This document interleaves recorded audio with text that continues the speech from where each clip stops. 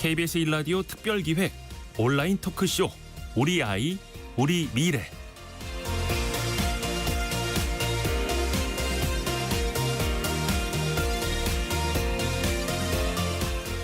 아이들을 키우다 보면 백지, 스펀지가 떠오릅니다. 아이들은 백지 상태와도 같아서 부모가 어떤 글을 쓰고 어떤 그림을 그리느냐에 따라서 그 모양이 그대로 나타나게 되죠. 또 어떤 지식과 경험이든 마치 스펀지처럼 쭉쭉 빨아들이기도 하죠. 아빠 엄마의 말 한마디가 아이들의 지식이 되고 정서가 되고 행동이 된다는 걸 생각하면 신기하기도 하면서 긴장도 됩니다. 자칫 백지장을 더럽히지는 않을까, 스펀지에 오염된 생각이 스며들진 않을까 하는 걱정이죠. 아이들은 부모의 거울이라고 하죠. 아이들은 부모가 말하는 대로 성장하는 게 아니라 부모가 행동하는 대로 자란다고 합니다. 저 개인적으로는 도덕의 기준을 아이들 앞에서 행동했을 때 부끄럽지 않은가에 맞추기도 합니다. 아이들이 부모를 통해서 세상을 배우듯이 부모들도 성장하는 아이를 통해 삶의 방향타를 쥐고 있습니다. KBS 1라디오 특별기획 온라인 토크쇼 우리 아이 우리 미래 시작합니다.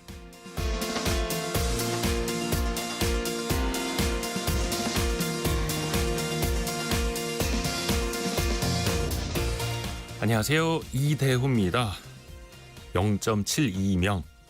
이제 전 국민이 다 알고 계시는 우리나라의 합계 출산율이죠. 안타깝게도 올해는 잘못하면 0.6명대까지도 떨어질 수 있다라는 위기 섞인 경고가 나오고 있습니다. 저출생 문제가 인구 비상사태 선언으로 이어질 만큼 그런 심각한 상황 다들 알고 계시죠. 그래서 KBS 1라디오가 특별기획 우리 아이 우리 미래라는 주제로 3부작 온라인 토크쇼를 준비했는데요. 어제는 부부에 대해서 집중 조명해봤고요. 오늘은 자녀가 바라는 진정한 행복, 그 가치를 같이 찾아가 보겠습니다. 남물결님 벌써 출석해 주셨는데요. 어제 흥미롭게 방송 들었어요. 오늘은 어떤 주제로 이야기 나눌지 기대가 됩니다. 자, 이렇게 많은 분들의 참여도 중요합니다. 우리 아이들과 관련된 또 육아와 관련된 그 생각들, 의견들 함께 나눠주시죠. 오늘도 라떼 2잔과 디저트를 함께 드실 수 있는 선물 세트 많이 준비해놨습니다. 평소에는 저희가 좀 상품이 모자라서 추첨을 통해서 보내드리는데 오늘은 제가 불러드리는 모든 분께 선물을 팍팍 보내드립니다. 짧은 문자 50원, 긴 문자 100원이 드는 샵 9730 문자 메시지 열려 있고요. KBS 콩 어플리케이션은 무료입니다. 그리고 잠시 후 10시부터는요. 어제처럼 국회 교섭단체 대표 연설 방송이 예정돼 있어서 오늘은 저희는 1시간만 방송을 대신에 더 알차게 보내드리겠습니다. KBS 콩과 또 유튜브로도 함께 하시죠. 온라인 토크쇼 우리 아이 우리 미래 시작합니다.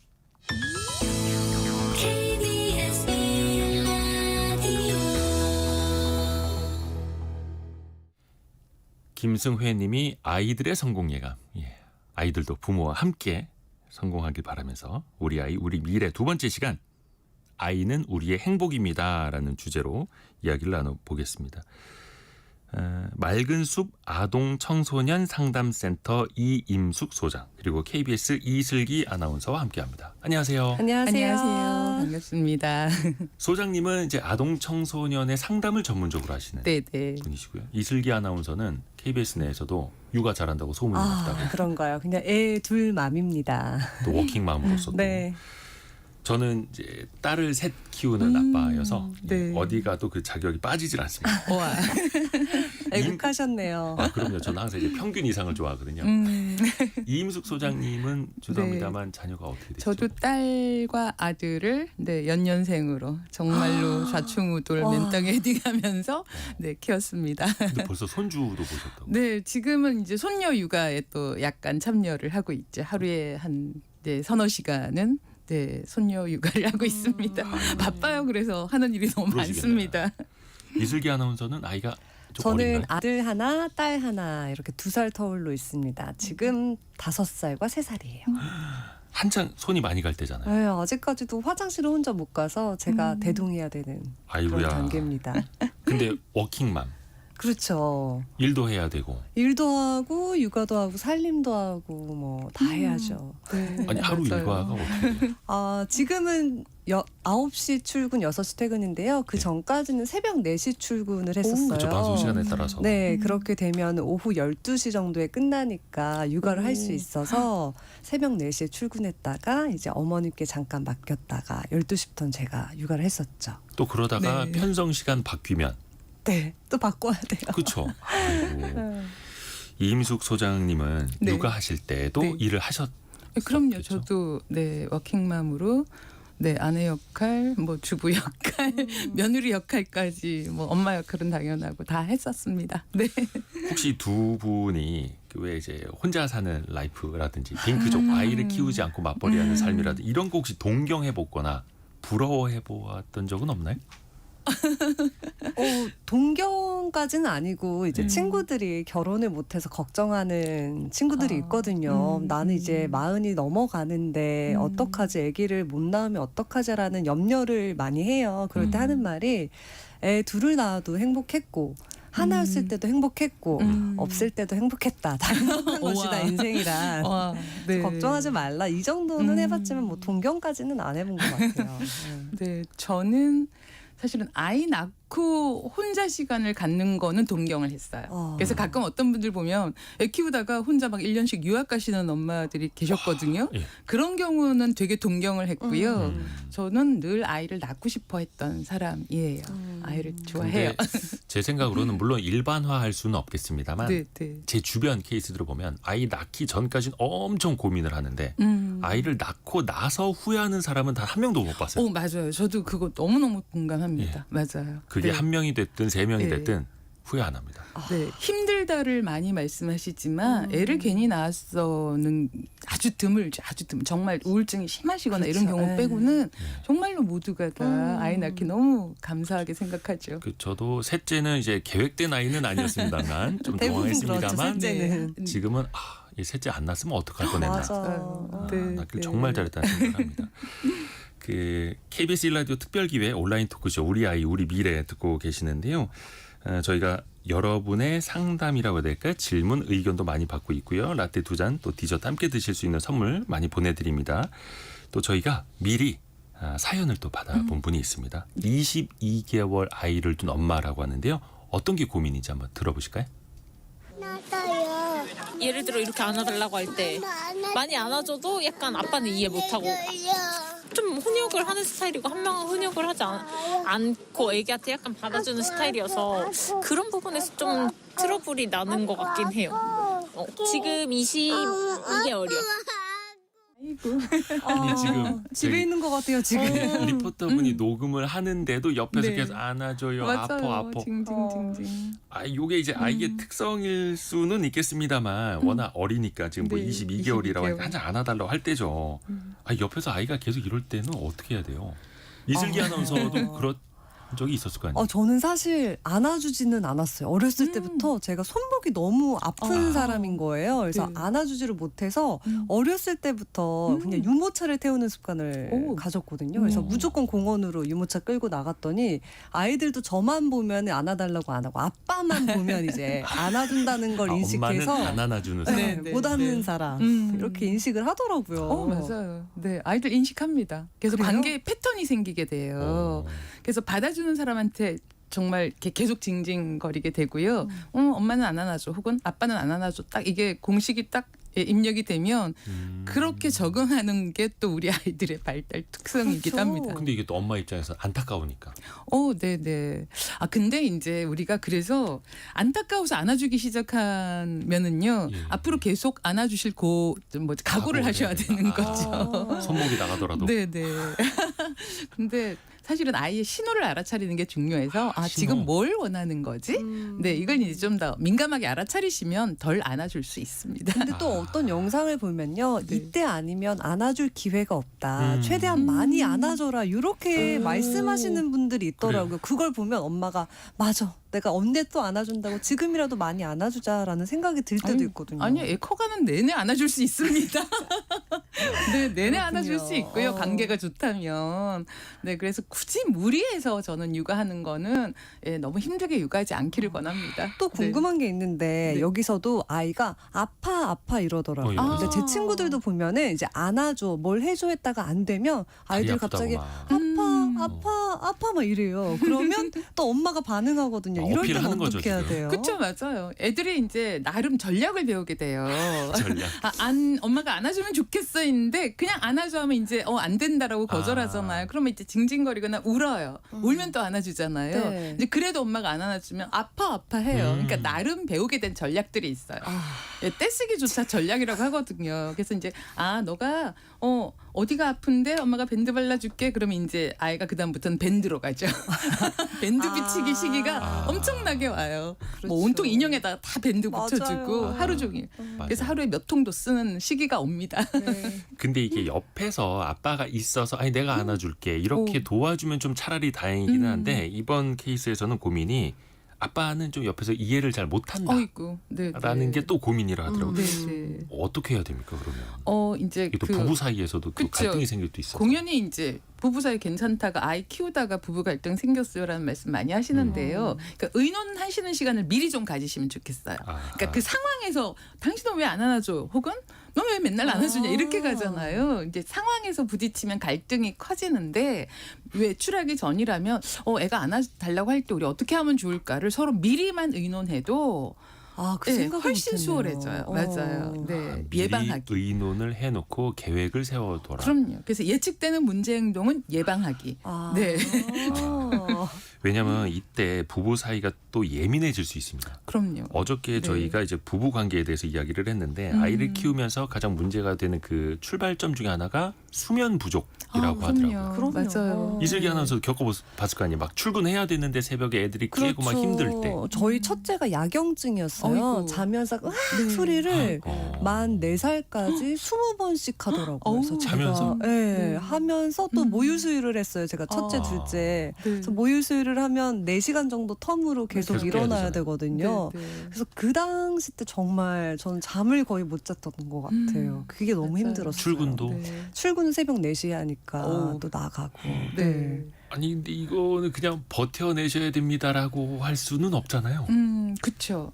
그래서 정말로 좀 체계가 정말 이렇게 주 양육자잖아요. 아이의 네. 24시간을 좀 돌보게 되는 이제 좀 지원 시스템을 만들어 두는 게 너무 중요해요. 그러니까 밤새 못 잤잖아요. 그럼 잠깐 낮잠이라도 한두 시간은 푹 자야지 에너지를 맞아요. 회복하잖아요. 그 시스템을 만드는 게 너무 중요해요. 네. 네. 그래서 저는 아이가 낮잠 잘 때 휴대폰 만지고 싶잖아요. 절대 만지지 않고 무조건 2시간씩 같이 낮잠을 너무 잤어요. 잘하신 거예요. 잘하셨어요. 그거 아니면 살 수가 없겠어요. 맞아요. 맞아요. 그 휴식 취한다고 핸드폰 들여다보기 시작을 하면 안 이제 돼요, 안 끝도 돼요. 없죠. 근데 맞벌이 부부가 딱 이 시기에 둘 중에 한 명이 또 퇴사를 고민한다고 합니다. 이것도 어쩔 수 없는 이해가죠. 현실이잖아요. 네, 또 네. 부모로서 죄책감을 또 갖게 되고. 그럼요. 사실은 이제 우리의 전통적인 우리 육아에서 우리가 기본 의식이 애는 엄마가 키워야 돼. 끼고 키워야 돼. 네, 이런 의식이 깔려 있기 때문인데요. 사실은 아이는 엄마가 일을 해도 잘 자랄 수 있고요. 엄마가 전업을 해도 잘 자랄 수 있습니다. 그래서 너무 죄책감을 안 가지셔도 돼요. 다만 일하시는 분들은 이제 아이랑 이렇게 상호작용하는 시간 있잖아요. 이걸 네, 이제 좀 네. 질적으로 아이가 좀 만족감을 아하. 주게. 예, 그래서 하루에 1시간밖에 내가 아이랑 못 놀아줘라고 한 경우에 1시간을 충분히 놀아주면 너무너무 아이는 만족스러워요. 그냥 시간을 오래 같이 보낸다가 아니라 맞아요. 그게 질적으로? 그것보다. 맞아요. 네. 근데 이제 질적으로 어떻게 보내는 게 질적이에요? 이렇게 물으시더라고요. 그래서 아주 어려워요. 단적으로요. 아이를 웃게 해주세요. 아이가 나랑 같이 이게 웃으면 아이는 만족스러워요. 아주 심플한 방법인데 최고로 강력한 방법이에요. 그 아빠들은 가능해요. 네. 한 30분 1시간만이라 막 비행기 태워주고 막 간지럼 태워주고 막 육체적으로 네, 놀아주면 네. 그 시간이 강력하게 이제 임팩트가 생기잖아요. 맞아요. 네. 근데 엄마들 입장에서는 그게 괜찮아요. 뭐 그 시간에 뭐 먹여준다거나 거의 이럴 텐데. 그렇죠. 네. 그래서 우리가 일상을 챙기는 일하고 같이 시간을 보낸다라는 개념을 좀 다르게 구분하시면 좋겠어요. 그래서 먹여주고 씻기고 이렇게 시간을 많이 보내시잖아요. 네네. 그거 보고 이제 솔직히 엄마는 그런 일상 때문에 너무 힘드시기 때문에 저는 엄마들한테 20분이나 30분만이라도 아이가 즐겁게 웃는 시간을 가져라. 하루에. 네. 정말이에요. 막 하루 종일 아이를 돌보는 전업주부 어머님들이 사실은 스트레스가 더 많으실 수 있거든요. 왜냐하면 네. 내가 아이랑 즐거운 시간이 별로 없기 때문에. 그럼요. 그러니까 엄마를 위해서도 사실은 아이랑 즐겁게 웃는 시간 네, 너무 중요합니다. 진짜 중요한 말씀해 주셨습니다. 8757님이 좋은 방송 2살 아이와 둘째를 가진 딸에게 방송 들으라고 하셨다고. 아 빨리 KBS 1라디오 들어봐 이렇게. 근데 또 하나 이제 고민되는 지점이 4432님도 보내주셨어요. 저희 둘째는 할머니가 키워주고 있는데요. 부모와 할머니가 상황에 따라서 다른 판단과 행동을 합니다. 그렇죠. 근데 네. 이인숙 소장님도 지금 손주를 좀 돌봐주고 그렇죠. 계시다고 손녀를 돌보고 하셨잖아요. 있죠. 네. 물론 이제 전문가시니까 네, 다르시겠습니다만 부모와 할아버지 할머니의 어떤 생각이 다를 수 있잖아요. 당연히 다르죠. 어떻게 네. 해야 됩니까 그럴 때? 우선은 이제 그러니까 상황을 좀 보시고요. 엄마나 아빠가 아이한테 뭐 훈육을 하거나 무슨 말을 하고 있을 때 할머니 할아버지는 개입하시면 안 돼요. 그 상황에서. 쉽지 않아요. 근데 네. 그게. 그럴 때 쉽지 않죠. 왜냐하면은 계속 어른들은 또 말씀을 하시니까. 그죠. 그럴 때는 엄마 아빠가 공간 분리를 하세요. 공간 다른 분리. 방으로 데리고 들어가서 예. 그냥 잠깐만요 아이랑 얘기하고 나올게요 하고 어른한테 말씀드리면 되잖아요. 그래서 공간 분리를 딱 해서 거기 안에서 아이한테 훈육하고 싶은 거 하시고요. 그다음에 이제 나오시면 되고요. 또 이제 부모 그 조부모님 입장에서 이 젊은 아이들이 이 아기를 키우는 게 영 마음에 안 들 수 있어요. 그럼요. 예. 근데 저 같은 경우에도 사실은 그런 게 있죠. 그럴 때 이제 나중에 다시 또 의논해요. 이럴 땐 이렇게 하는 게 더 좋지 않을까라고 이제 권유형으로 말씀하셔야지 지시 명령형으로 말씀하시면 안 됩니다. 네, 그거 누구한테? 부모님한테? 아니 그러니까 조부모님이 아기 엄마 아빠한테. 아 너는 왜 너도 그렇게 네, 자랐다. 넌 이렇게 해야지. 뭐. 넌 더 했어. 예, 이렇게. 예, 아니요. 이렇게 하는 게 어떨까라고 권유형으로 하셔야지.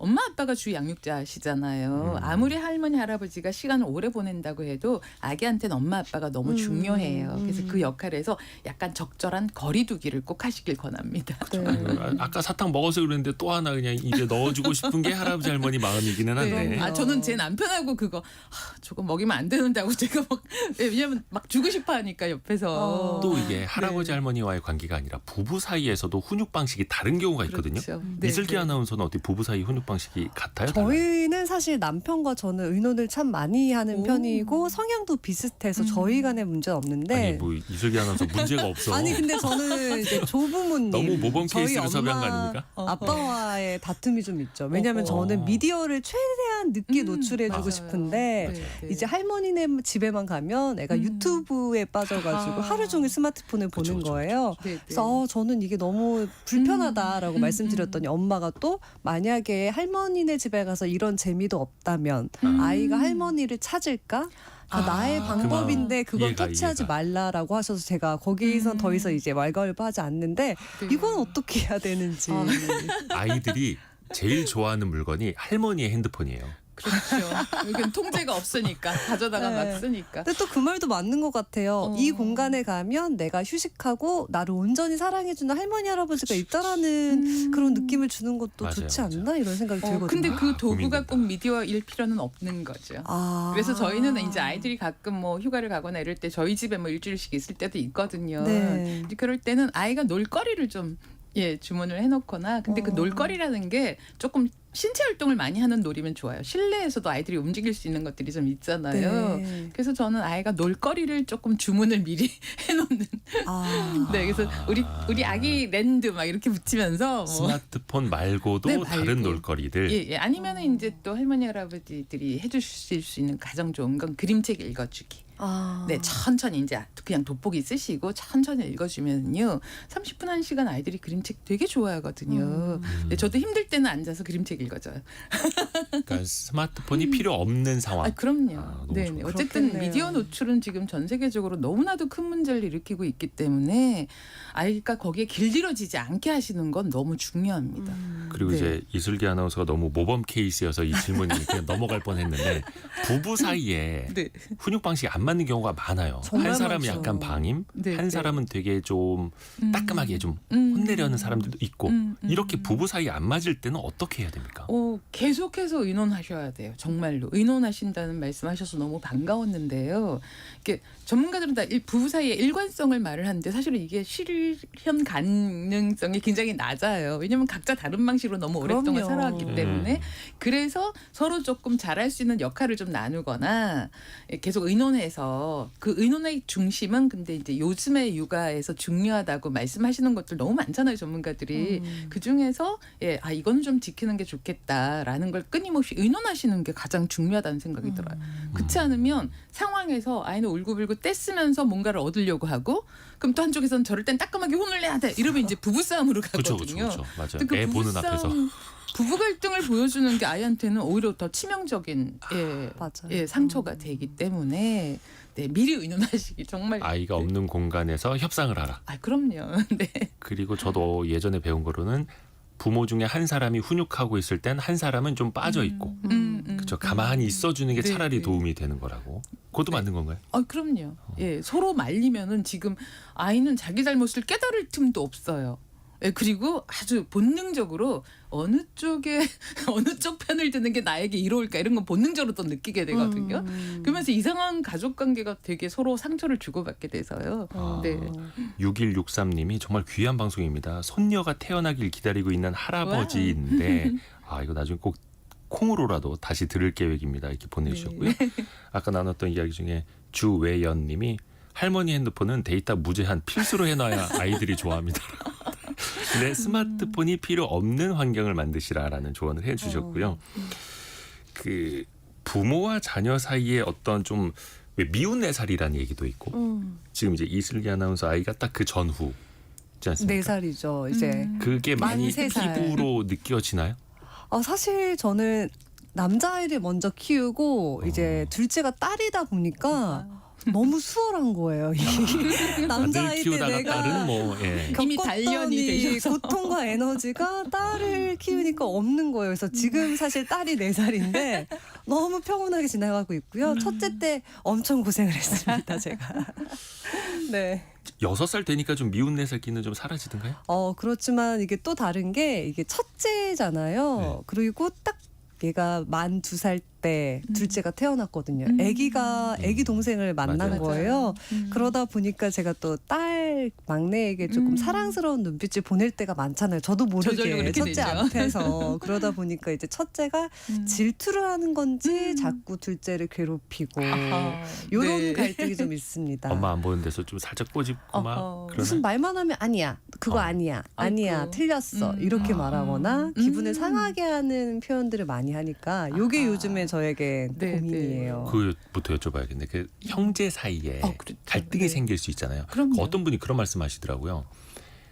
동생을 엄마가 처음으로 산후조리원세 끝나고 네, 집으로 네. 안고 들어올 때 그 아이가 느끼는 충격이 남편이 새 와이프를 집으로 데리고 들어오는 거랑 맞먹는 맞아요. 충격이라고 그런 하더라고요. 얘기를 하죠. 그 정도의 임팩트가 진짜예요? 있어요. 그러니까 태어나서부터 그러니까 첫애가 태어나면 엄마 아빠가 다 이제 나만 봐주고 나를 충분히 사랑하는데 난데없이 나의 경쟁자가 딱 나타나잖아요. 그리고 걔만 나타났을 뿐만 아니라 내가 100으로 받던 사랑이 반반 아니죠. 7대 3으로 나뉘어져요. 왜냐하면 갓난 아기는 더 많이 보살펴줘야 되니까. 그러니까 내가 이미 있던 걸 빼앗기는 거예요. 근데 동생은 왔는데 처음부터 있었어요. 처음부터 있었기 때문에 그 자체가 100이었던 거예요. 그러니까 동생들은 별로 상처를 안 받죠. 그래서 큰애들이 기본적으로 동생이란 존재에 대해서 경쟁심을 느끼고 상실감을 엄마 아빠의 사랑에 대한 상실감을 느끼는 건 당연해요. 그래서 큰애한테는요 좀 더 특별한 사랑이 필요해요. 예. 그래서 지금 이슬기 아나운서님이 이제 큰애가 동생한테 미운 말을 막 하잖아요. 그때 사실은 큰애한테 막 그 큰아이로서 오빠로서의 뭔가를 가르쳐주고 싶지만 심리적으로 보면은요 엄마 아빠의 사랑에 대한 부족함을 아이가 느끼고 있는 거예요. 그래서 따로 동생 또 보면 질투할 수 있으니까 잠깐 따로 엄마 아빠에게 너는 얼마나 특별한 아이고 엄마 아빠가 얼마나 특별히 사랑하는지를 전해주셔야지 얘가 사랑이 넘치면 그 넘친 사랑이 동생한테 또 가거든요. 예, 그래서 우리말에 정말 예쁜 말이 내리사랑이에요. 그래서 부모님이 큰아이한테 충분히 사랑을 주면 마음에 이렇게 여유가 생겨요. 여유가 생겨야지 우리가 동생도 돌보고 나눔도 하고 이렇게 되거든요. 그 원리를 좀 적용해 보시면 좋겠습니다. 최진영님이 이대호 기자님의 육아도 궁금하다고 하셨는데 저는 이제 셋을 키우다 보니까 아이들 사이가 나빠지지 않도록 그 신경 되게 많이 썼거든요. 그래서 태교할 때부터 엄마 아빠의 또 다른 아이가 아니라 너의 동생이라는 걸 많이 가르쳤어요. 그래서 엄마 배를 같이 만지고 하면서 너의 동생한테 얘기해봐, 네 동생한테 얘기해봐. 나중에 키울 때도 그냥 우리 뭐 둘째 막내 이게 아니라 네 동생, 누구의 동생 이런 식으로. 네. 이런 건 괜찮습니다. 너무 좋은데요. 지금 두 분이 너무 모범적이셔가지고. 네. KBS 아닙니까? 공영방송 아닙니까? 네. 그래서 큰아이들한테 나의 동생이라는 새로운 존재가 태어난다라는 개념으로 접근하는 건요. 되게 아이한테 나의 세상이 넓어지는 느낌이잖아요. 네. 근데 엄마의 또 다른 아기가 태어난다 그러면 뺏기는 느낌인데 정말 이게 우리가 어떤 사건보다 그 사건을 해석하는 게 중요하다고 말하는 게 딱 이거예요. 그래서 너에게 너의 삶을 풍요롭게 해줄 또 다른 동생이 생긴다. 너무 좋은 것 같습니다. 네. 이제 슬슬 우리가 조금 이제 삐뚤어지는 아이들 얘기도 좀 해봐야 되는데 그 전에 조금 더 빌드업을 하자면 그 미운 4살이 어느 정도서부터는 좀 사라져야 정상 아닙니까? 사춘기와 그 사이 기간이 있잖아요. 사실은 이제 미운 4살이라는 용어에 대한 이해가 좀 필요해요. 네. 왜 우리가 밉게 느껴지는가. 근데 그 시기가 되면 애들이 제일 많이 하는 말이 싫어. 그렇죠. 안 해. 내가 이렇게 막 3종 세트가 하루 종일 나와요. 그래서 미운 건데 솔직히 발달적으로 보면요. 그게 발현되지 않는 게 오히려 걱정스러운 일인 거죠. 그래서 이제 제가 손녀 육아한다고 그랬잖아요. 이제 저는 이 발달 심리를 좀 알잖아요. 알고서는 그 시기에 그게 이렇게 발현되는 걸 보면 너무너무 신기해요. 일단은. 정말 인간의 유전자가 이걸 갖고 태어나서 이 시기가 되니까 싫어, 안 해, 내가 이게 나오거든요.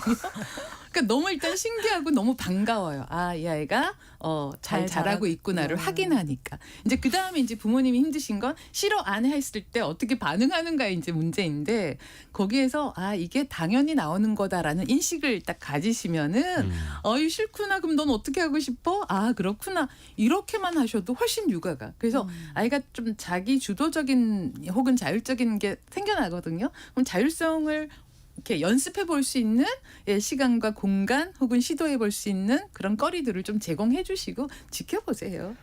그럼 너무 예뻐요. 근데 싫어 안 해 내가 요것만 하면 괜찮은데 네. 이제 들어 눕기 시작하거든요. 그것도 사람 맞아요. 많은 곳에서 들어 눕거나 아니면 횡단보도에서 들어 눕거나. 네. 저 네. KBS 아나운서 같은데 막 이러면서. 다행히 저희 아이는 그렇지 않았지만 그러는 경우에 어떻게 해야 되는지. 어떻게 해야 됩니까, 유아기잖아요. 유아기에는 일단 아이를 번쩍 들어 올려서 사람이 별로 없는 공간으로 가셔야 돼요. 일단 공간 분리라는 공간 개념이 분리. 참 중요합니다. 정말이에요. 왜냐하면 아이도 사람 많은 데서 한번 들어 누우면 엄마가 내 요구를 들어줘를 이미 학습을 했어요. 전략이구나. 언젠가 한 번의 경험이 있었을 거예요. 단 한 번만 경험해도 아이들은 본능적으로 알아차려요. 이거 또 써먹어도 되겠구나. 야 똑똑하네요. 정말이에요. 정말 똑똑해요. 맞아요. 그래서 내가 실수로 한 번을 허용했을 수 있잖아요. 그럴 때는 이걸 이제 다시 가르치는 이게 훈육이에요.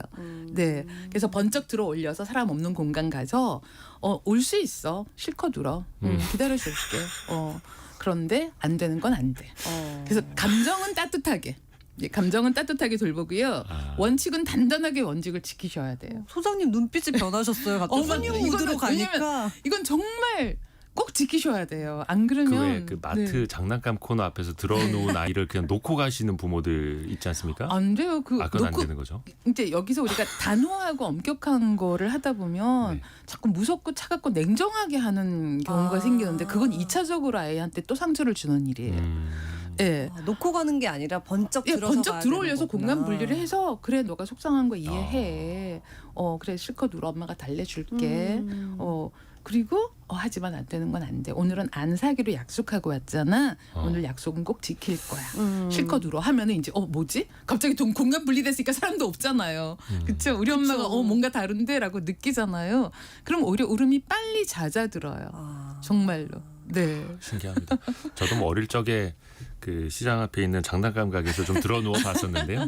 한 500배는 더 혼나니까 다시는 그렇게 안 하게 되더라고요. 다시는. 네. 안 하게 되더라고요. 아주 엄격한 훈육을 잘 받으셨네요. 네, 지금 여러분께서는 KBS 1라디오 특별기획 온라인 토크쇼 우리 아이, 우리 미래를 듣고 계십니다. 부모도 부모가 처음이죠. 그래서 서툰 것도 많고 고민도 다양한데요. 또 다른 사연이 하나 준비되어 있습니다. 같이 한번 들어보실까요? 초등학교 6학년이요. 남자아이요. 행복하죠. 보고 있으면 이제 그만 자랐으면 좋겠고 더 안 컸으면 좋겠고 이런 부분도 있긴 한데 사춘기가 와서 그런지 어떻게 소통을 해야 되는지도 대화를 많이 하는 편이긴 한데 이 덤벙거리는 건 대화로 해결이 안 되니까 저희 아이가 좀 너무 덤벙거리는데 이런 부분에 대해서는 어떻게 제가 가르쳐야 되는지 그럴 때는 화를 내지 말고 가르쳐줘야 되는데 이렇게 해라라고 좀 알려주고 싶은데 그 방법을 잘 몰라가지고 그런 부분도 좀 알려주세요. 장승은 님도 아이들이 사춘기에 들어간 뒤에 대화가 단절되고 부모를 거부하는 느낌에 답답해요. 이렇게 이야기해 주셨는데 참 부모도 처음인데 네. 사춘기 아이를 접하는 것도 처음이잖아요. 그렇죠. 네, 네. 어떻게 해야 됩니까? 근데 이제 사춘기가 이제 우선 빠르면 3학년부터 증상이 나타나고 이제 4학년이면 사춘기에 접어든다 이제 다 알고 계시잖아요. 근데 지금 아이가 이제 대화를 거부한다라고 했는데요. 먼저 대화 거부라는 단어 두 단어 중에서요. 우리는 부모님은 거부에 지금 초점에 맞춰져 있잖아요. 대화해야 되는데. 네. 근데 아이들은 대화라는 용어에서 어떤 대화 부모님이 어떤 대화를 하려고 하는가에 문제가 있어요. 근데 부모님들은 늘 하던 대로만 말하세요. 오늘 학교에서 뭐 너 했니? 이거 채워, 뭐 숙제 해야지, 빨리 뭐 간식 먹고 빨리 학원 갈 준비해야지, 학원 숙제는 다 있는데 이거를 초등학교 1학년 때도 하는데 중1 때도 똑같이 하고 있고 심지어 성인기에도 똑같이 하세요. 그렇죠. 네, 근데 부모가 아이 성장 시기별로 대화가 조금 달라지지 않으면은 아이들은 거부하죠. 그럼 어떤 네. 대화를 해야 근데 돼요? 사춘기가 접어들면은 원래 고민이 많아져요. 나는 어떤 사람이지? 내가 뭘 잘할 수 있을까? 또 미래에 대한 불안. 요즘 아이들은 특히 또 그게 심하거든요. 그럴 때 부모가 근데 이제 빨리 숙제해라 뭐 이런 것만 챙기면은 나도 지금 불안해 죽겠는데 계속 지적하고 시키는 것만 하면은 이제 감정이 더 폭발할 수 있어요. 그래서 너 많이 힘들지 이런 대화부터 공감해 주시고요. 그다음에 너무 걱정하지 마. 넌 되게 훌륭한 점이 많으니까 그냥 지금 하던 대로만 해도 괜찮아. 그러니까 지금보다 노력하라는 전제로 대화를 하면은 막혀요. 넌 지금까지 잘해왔고 지금도 그냥 하던 대로 하면 돼. 너무 스트레스 받지 마라는 말을 해야지 우리 아이가 좀 마음이 안정이 되고 뭘 좀 해야 되지 않나라고 자기 고민을 갖게 돼요. 그래서 부모님이 앞서서 고민하지 마시고요. 아이가 자신의 인생을 어떤 사람으로 살아갈지를 고민할 수 있는 그런 대화가 바뀌셔야 합니다. 네. 그러니까 이게 저도 첫째가 지금 중2인데 약간 네. 사춘기가 오려고 했을 때 조금 당황하기도 했었거든요. 말수가 쑥 줄어들고. 네, 네, 네. 근데 그때 오늘 학교 생활 어땠니? 친구들하고 싸우진 않아? 이런 거 물어보면 대화 안 돼요. 근데 그게 아니라 야 요즘 애들은 마라탕을 왜 먹는 거야? 네, 야 탕후루에는 요즘 또 이상한 걸 끼워서 판다며? 나가서 네. 그냥 뭐 먹어볼까? 너 먹고 싶어? 이렇게 그냥 자연스럽게. 네, 너무 그게 좋다. 낫더라고요. 그쵸. 괜히 애새 키우는 게 아닙니다. 근데 여기 핵심은요. 아이의 관심사를 물어봐 주신 거잖아요. 네. 아이의 관심사. 부모의 관심사를 물어본 게 아니고요. 부모는 오늘 공부 잘했니? 뭐 친구랑 문제 없었니? 이거 묻고 싶지만 그거 대화하면 아이는 그 말 안 하고 싶은데 아이의 관심사. 마라탕 탕후루 정말 사춘기 아이들이 좋아하고 지금도 여전히 그렇죠. 관심 있잖아요. 그러니까 나의 관심사에 딱 질문을 해주셨기 때문에 그건 하고 싶은 말이 많아요. 정말 훌륭한 방법을 쓰신 거예요. 그리고 아까 우리 그 인터뷰해 주셨던 분의 고민은 네네. 남자아이 이 소통을 하긴 합니다. 대화를 하기는 하는데 너무 덤벙거린다. 그게 이제 아이의 머릿속에 뭔가 지금 바뀌질 않는 거죠. 엄마 네. 아빠의 말이. 네, 어떻게 해야 됩니까? 우선은 일단 축하드려요. 아직도 대화가 가능하다라는 오. 것에. 그러게요. 그렇잖아요. 대화를 또 하고 어떻게 보면? 있다라는. 그래서 부모님이 우선 대화를 계속하고 싶다면 난 너랑 이렇게 대화하는 게 너무 좋아하고 감탄을 좀 보내주세요. 아이한테. 네, 그래야지 그다음 엄마 말을 들을 이렇게 귀를 기울이게 되거든요. 마음의 준비를 시키는 거죠. 그다음에 이제 덤벙거리는 아이는 이 아이의 약간 기질적 특성이라는 생각이 좀 들어요. 아마 늘 덤벙거렸고 지금도 그렇고 성인이 돼서도 좀 덤벙거릴 거예요. 근데 조금 도와주는 방법은요. 오늘 해야 될 뭐 일의 순서라든지 지금 챙겨야 될 걸 숫자로 좀 기억하게 해주세요. 너가 지금 뭐뭐 할 때 오늘 할 일이 뭐뭐였지 하고 몇 가지지 하고 얘기를 해보시는 거예요. 근데 뭐뭐뭐뭐야 오늘 갔다 와서 숙제하고 그다음에 뭐 해야 되고 이렇게 말로 기억한 건 잘 기억이 안 나는데 요거 해서 3가지야 그러면은요 나중에 기억을 딱 떠올릴 때 3가지였는데 뭐였지 하고 이 기억의 실마리를 딱 도와줘요. 실마리라고. 그래서 숫자로 기억하기. 네 그리고 이제 약간 부가적으로 설명드린다면은 출산 이후에 엄마들이 기억력이 감퇴하는 시기들이 맞아요. 있어요. 네네. 저도 겪었거든요. 예. 저도 제 기억력을 회복하는데 숫자 기법을 썼어요. 꽤 많이 도움됐고 요즘도 이제 요새 기억력이 안 좋은 것 같아 할 때 또 써먹어요. 정말 효과적입니다. 그래서 덤벙거리는 아이는요 숫자로 기억하게 하면은 예, 되게 효과적으로 좀 나은 모습을 볼 수 있을 겁니다. 사실 전 남편 심부름 시킬 때 4개야 4개 이렇게 하거든요. 너 이미 너무 잘 쓰고 잘하고 계시네요. 있었네요. 그럼요. 그 왜 어릴 적에 슈퍼마켓 가서 엄마가 사오라 할 때 뭐 네. 콩나물 두고 이렇게 손으로 네, 적어 네. 요즘에 이제 톡으로 다 보내놓으니까 그거 보고 사오라고 아이들한테 기억의 실마리. 예, 미디어가 없을 때를 항상 대비하면서 살아야 된다라고 저는 얘기하거든요. 그래서 좋은 스스로의 말씀이네요. 기억을. 예, 왜냐면 이게 뭐가 뚝 끊어지는 어느 순간 그쵸 블랙아웃이 될 수도 있잖아요. 그럴 때 없을 때 자기 능력으로 살 수 있는 힘을 키우자라고 말합니다. 네. 또 하나 많이들 이제 궁금해하시고 이해 못하시는 게 아니 첫째 때는 사춘기 이런 거 못 느꼈는데 둘째는 너무 심해요. 어떤 아이는 너무 유난스러워요. 이런 경우 있잖아요. 또 네네. 사춘기인지도 모르고 넘어가는 경우도 그런 있고. 경우도 있죠. 이거는 어떤 차이예요? 사실은 이제 기질에 따라 세게 나오는 기질이 있고요. 좀 이렇게 순하게 넘어가는 아이도 있어요. 예를 들면 우리가 순한 아이, 느린 아이, 예민한 아이 이렇게 기질을 나누잖아요. 순한 아이들은 좀 순하게 넘어갈 수 있는데 중요한 거는 그 전에 부모님하고의 관계가 좀 괜찮았거나 심리적으로 안정됐던 아이들은 사춘기도 무난하게 넘어갑니다. 뭐 방문 닫고 혼자 시간을 갖고 싶어 하는 건 당연히 있지만 네. 막 세게 날카롭게는 하지 않아요. 근데 이제 예민한 기질을 타고난 아이는요. 예민하다라는 건 우리 이렇게 앉아 있는데 아무도 불편하지 않아요. 뭐 공기도 좋고 대화도 즐겁고 다 좋아하는데 예민한 사람은 뭔가 불편해요. 남들이 없는 불편감을 많이 느끼는 사람이에요. 근데 사춘기는 또 감정 기복이 엄청 심해지잖아요. 네네. 그러니까 이게 세게 표현돼요. 기질적으로. 그래서 사실은 그 전에 아이가 조금 부모랑 관계도 좋아져 있어야 되고요. 그 전에 조금 심리적으로 나는 좀 이런데 예민한 사람이구나를 좀 자각을 하면 자신의 예민함을 자기가 조절할 수 있게 되죠. 그래서 그거를 사춘기 전에 좀 많이 키워주시면 좋겠습니다. 그러니까 사춘기 오기 전에 지금부터 애정 예, 예. 적금을 좀 들어야겠다는 생각이 들어요. 네, 저축통장이라는 개념 저도 많이 설명하는데 맞아요. 애정에 적금을 넣는다. 너무 좋은 표현이세요. 그러니까 평소에 어릴 때부터 대화 많이 하고 시간 그럼요. 보내고 하는 것도 네. 좋은데 이제 당황하시는 부분이 그거예요. 나 어릴 적에 정말 친했는데 아니 얘가 6학년 중1 되더니 갑자기 말이 없어. 그래서 제 주변에도 딸 하나인 딸 네네. 바보 아빠가 딸이 사춘기 들어가니까 우울증에 걸린 케이스도 생기는 거예요. 맞아요. 네.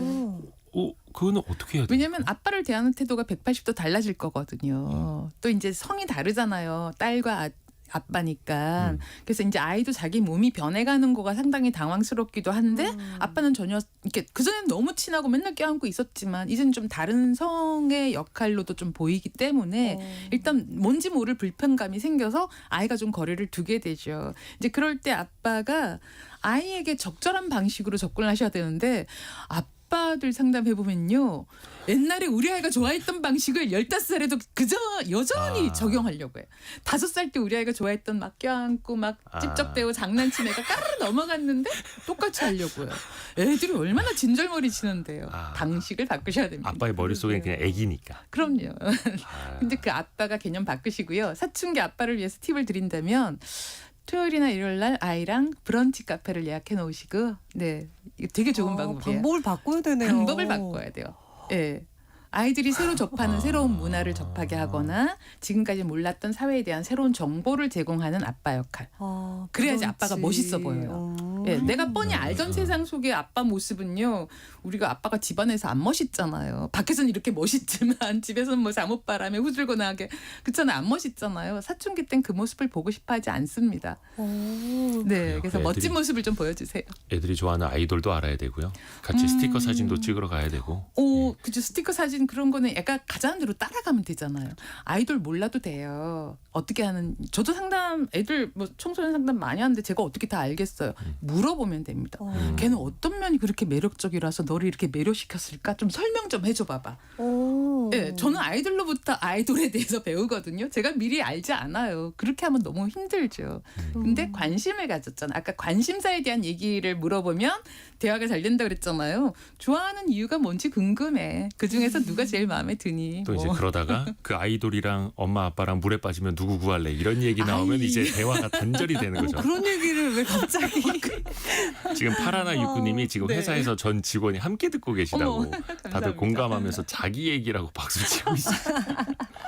또 고민이 그 신혜정님이 올려주신 것처럼 사춘기 아이와 남편이 자꾸 싸우는데 누구 편을 들어야 할까? 그러니까 중간에서 또 난처한 경우들이 생깁니다.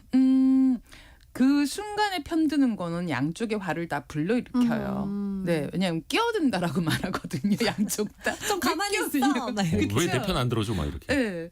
이제 근데 이제 사실 어느 쪽을 편을 이렇게 원칙적으로 말하면 사춘기 아이들은요 이게 언제 터질지 모를 시한폭탄 같은 느낌도 있어서 사춘기 아이를 좀 진정시키는 게 더 맞는데 이걸 제가 정말 부탁드리고 싶은 거 상황이 터졌을 때 뭘 하려고 하지 마세요. 아, 정말 전문가들도 개입해도 어려워요 그 상황은. 아버지가 막 제발. 몽둥이 들고 오고 있는. 어유, 아 막, 그때 예. 몽둥이 들고 오면 112를 불러야 됩니다. 아, 정말 너무 옛날 아셔야 돼요. 식입니다. 죄송합니다. 아, 예. 아니에요, 정말이에요. 아 그리고 이제 약간 부가적으로 설명드리고 싶은 부분은요.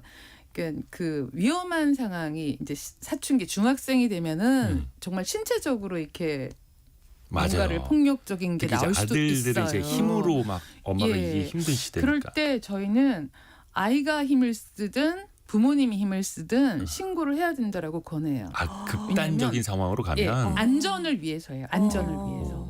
예, 왜냐하면은 아이도 이제 화가 폭발하면은 부모님을 밀치거나 폭력을 쓰기도 하거든요. 근데 그 상황을 그대로 가게 되면은요, 아이가 나중에 자기가 잘못한 줄 알고요, 엄청난 자괴감에 빠져서 더 절망감으로 가요. 그래서 뭔가 폭력적인 상황이 일어난다면은 사실은 누구를 신고해서 벌 주기 위해서가 아니고 안전을 지키기 위해서 서로의 안전과 서로 더 상처받지 않기 위해서 예.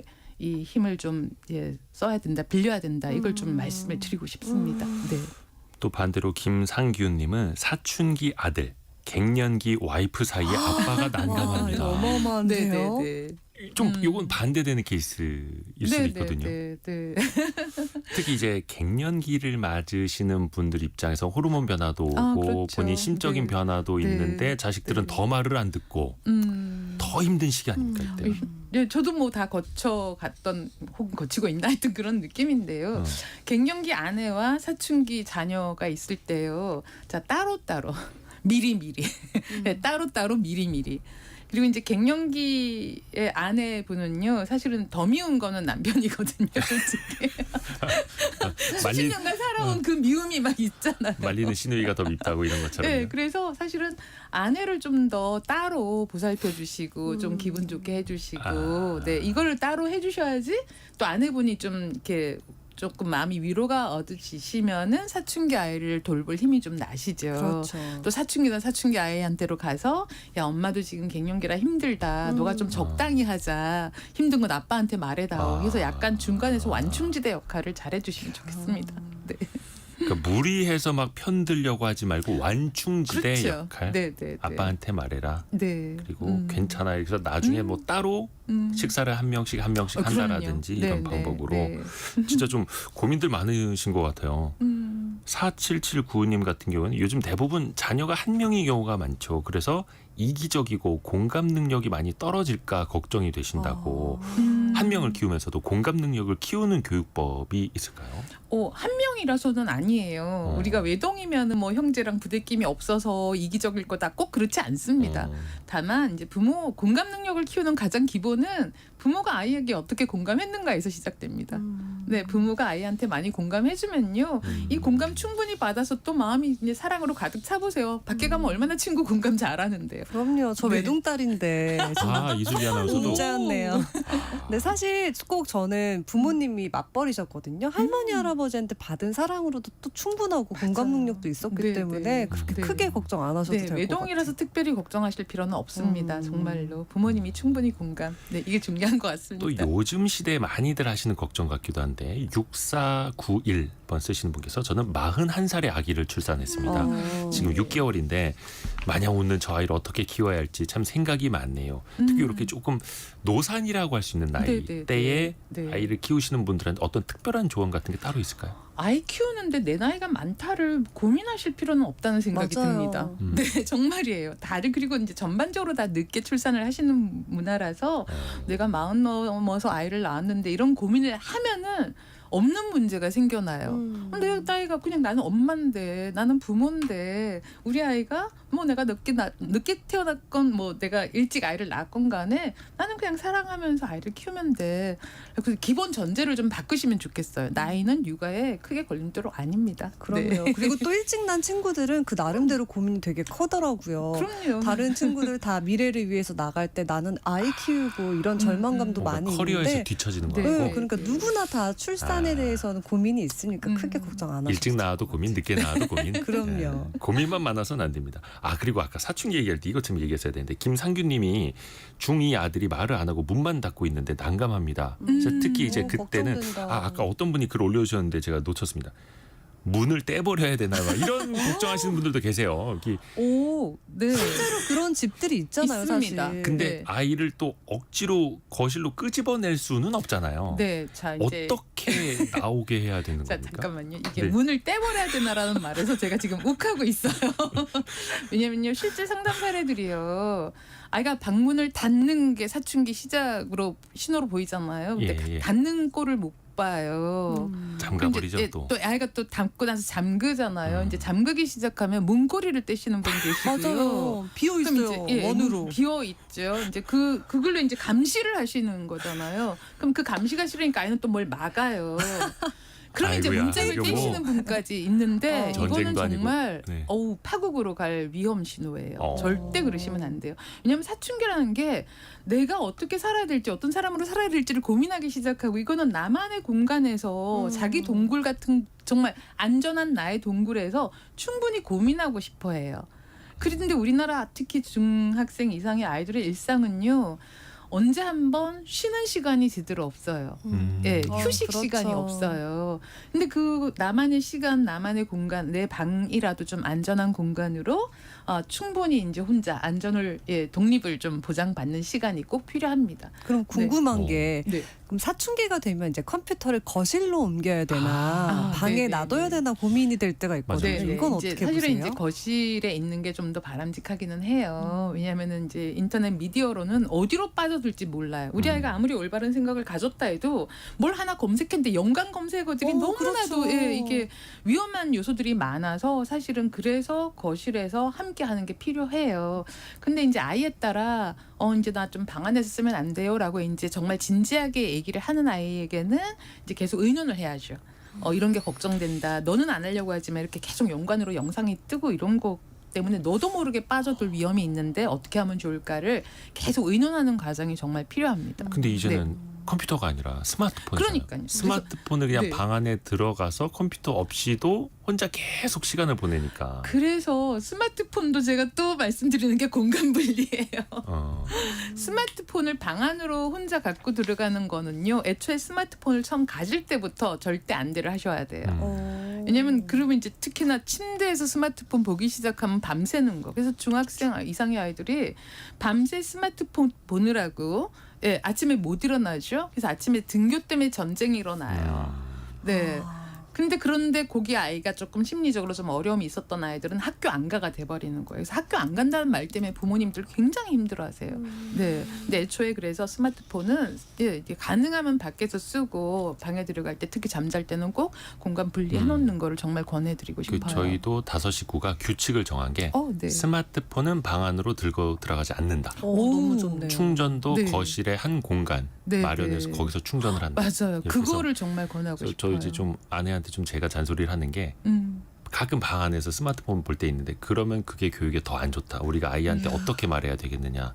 예, 이 말을 듣고 저희 사실 아내도 좀 부모도 고쳤으면. 힘드네요. 이거 하기. 아니 아까 앞에 인트로 부분에 말씀하셨잖아요. 부모의 말보다 행동을 보고 배운다. 맞아요. 그래서 여기서 스마트폰 써야 되겠는데 엄마 아빠가 갖고 들어가서 봐. 그럼 이제 아이들은 딱 벌써 혼란스러워져. 나도 해도 돼가 딱 나오는 거죠. 네. 이슬기 아나운서는 혹시 4살, 6살 아이들 뭐 스마트폰이나 뭐 이런 거 보게 하세요? 태블릿 같은 거? 저는 미디어 노출은 아예 안 하고 어. 있고요. 근데 저희 친정 어머니가 아까 봐주시는데. 얘기한 것처럼. 네. 혹시 몇 살 때부터 스마트폰이나 핸드폰을 만들어 저는 주시는 거예요? 최대한 늦게? 늦추고 싶긴 해요. 왜냐하면 딸 같은 경우에는 이제 뭐 여고나 여중 같은 데서 하교하는 친구들 보면은 막 친구들끼리 제잘제잘 떠드는 모습이 많이 보이는데 남중 남고를 보면 다 이제 하교하는 순간부터 휴대폰에 콜을 받고서 게임만 하더라고요. 그래서 남자에게는 조금 더 늦춰주고 싶다라는 생각이 들긴 하던데 네. 이건 어떤 나이가 제일 좋아요? 그러니까 원칙적으로는 만 24개월까지는 절대 노출하지 마라가 이제 원칙으로 전 세계적인 원칙이고요. 그다음에 아이가 갖게 하는 거. 이제 뭐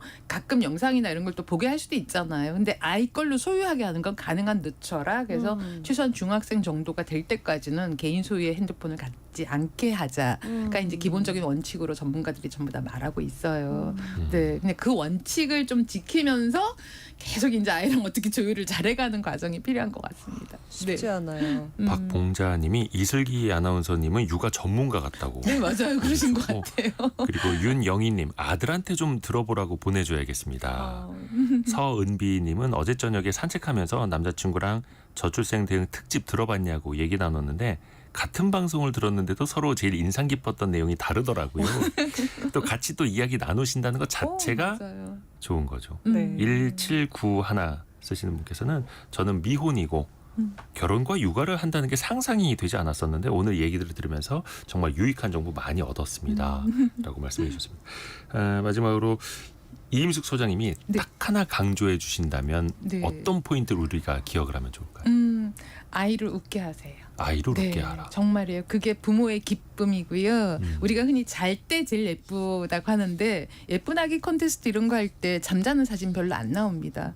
어떤 사진이 제일 많아요? 웃는 사진. 모습이에요. 그 아이를 함께 웃게 하면 부모가 행복해져요. 우리 아이도 함께 너무 잘 자라고요. 웃고 또 행복하시길 바라겠습니다. 아이는 우리의 행복이라는 주제로 맑은 숲 아동 청소년 상담센터 이임숙 소장 그리고 KBS 이슬기 아나운서 함께했습니다. 고맙습니다. 감사합니다. 감사합니다. KBS 1라디오 특별기획 온라인 토크쇼 우리 아이 우리 미래 두 번째 시간은 여기서 정리를 하고요. 또 잠시 후 10시부터는 국회 교섭단체 대표 연설 방송이 1TV와 동시에 중계가 됩니다. 저는 내일 아침 9시 5분에 우리 아이 우리 미래 그 세 번째 시간으로 다시 찾아뵙겠습니다. 대한민국의 미래를 응원합니다.